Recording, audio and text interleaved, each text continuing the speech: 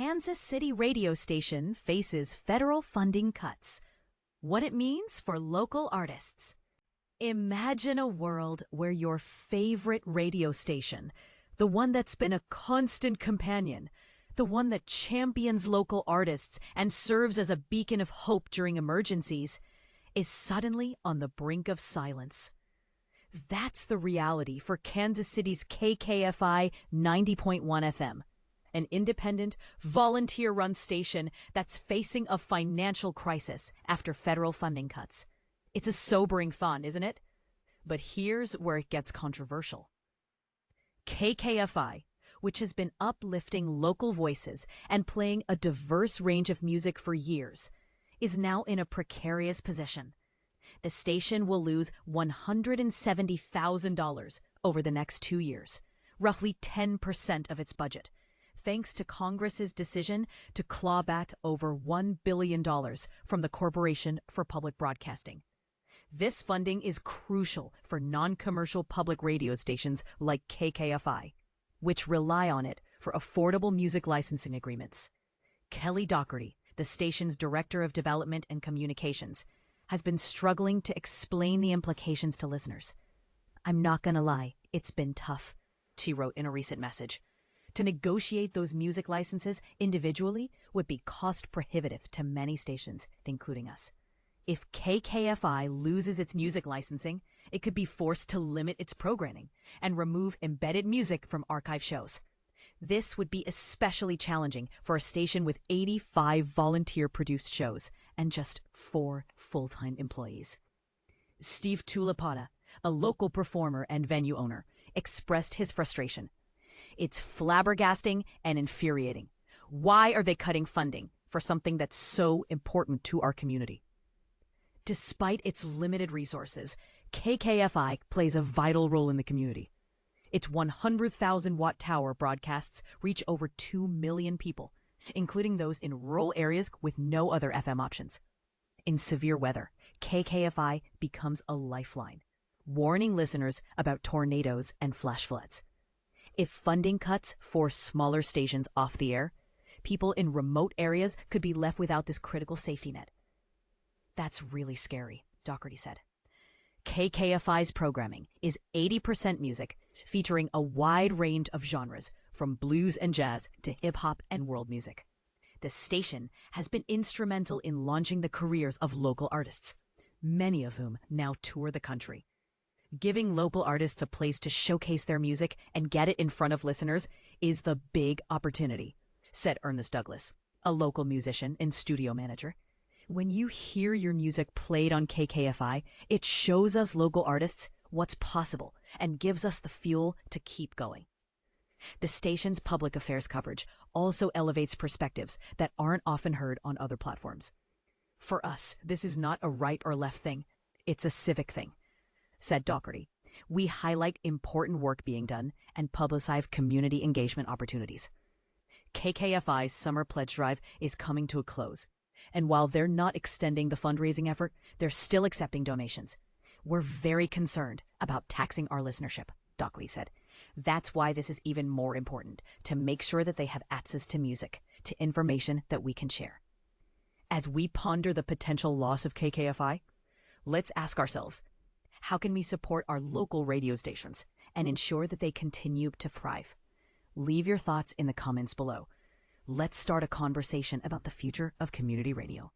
Trump's $9 billion power move, screwing over foreign aid and public broadcasting. In a move sparking intense debate, President Trump just signed off on a massive $9 billion funding reversal, sending shockwaves through international aid and public broadcasting. But here's where it gets controversial. This historic clawback represents a fundamental shift in America's spending priorities that critics warn could reshape global power dynamics. Let me break this down clearly for you. President Trump officially enacted his Rescissions package, essentially a budget cancellation tool, targeting foreign assistance and public media funding. This happened Thursday after both the House and Senate narrowly pushed it through earlier in July. What's fascinating? This comes right after his major tax and domestic policy victory. showing aggressive momentum for his fiscal agenda. Diving into the specifics, roughly $8 billion gets pulled from USAID, the agency assisting impoverished nations. Now, here's critical context. USAID had already been scaled down under Trump, having faced layoffs and absorption into the State Department amid concerns it didn't serve U.S. strategic interests.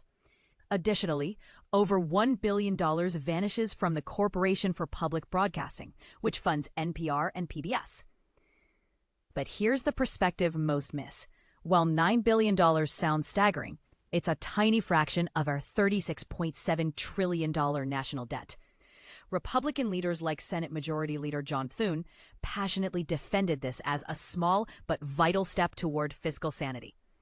He argued it combats government waste and fraud, calling it long overdue during the dramatic Senate vote that passed 51-48, with 2 Republicans joining Democrats in opposition. And this is where sparks fly. Democrats warn this isn't just about budgets, it's a geopolitical gamble. Senate Minority Leader Chuck Schumer issued a fiery warning. Cutting foreign aid creates a dangerous vacuum China will eagerly fill.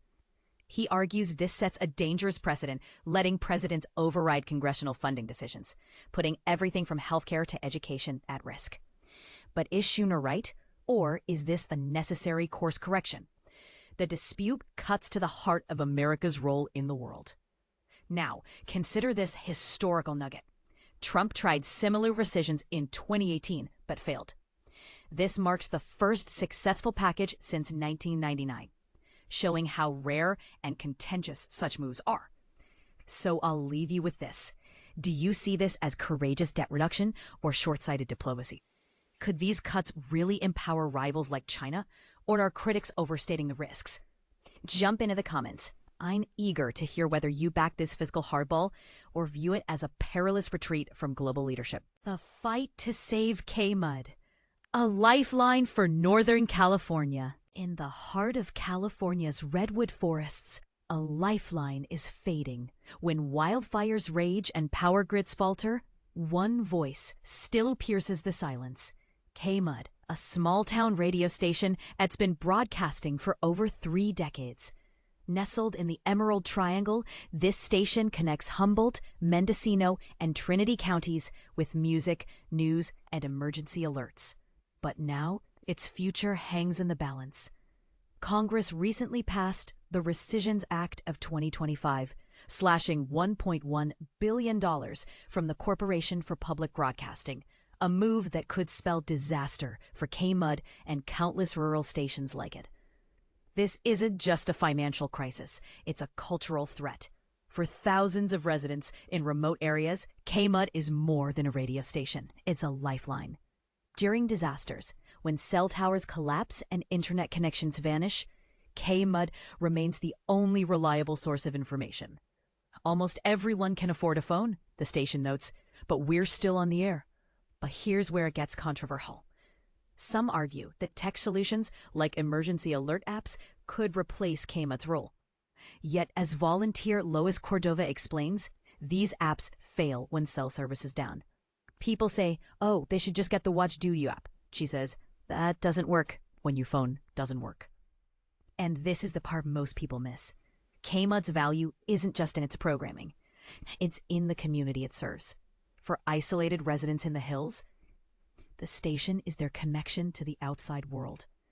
They know that there's people right there because they're hearing it in their homes through KMUD, says KMUD's financial manager, Sarah Stark. It's not just noise, it's a conversation. The station's roots run deep. Founded in 1987, KMUD has grown from a humble shack behind Redway Drive to a symbol of resilience. Its programming reflects the community spirit. If locals love country music, folk tunes, or jazz, the station brings it to life. We kind of went with what the people brought to us, says Jimmy Derschlag, a longtime board member. If they liked it, we made it happen. Yet, the station's independence comes at a cost. Federal funding, once a lifeline, is now disappearing. I'm not sure where KMUD can really save a lot, says longtime technical director Simon Freck. There are things we just have to pay for, like replacement parts. As the Rescissions Act takes effect, KMUD faces a crossroads. Will it survive?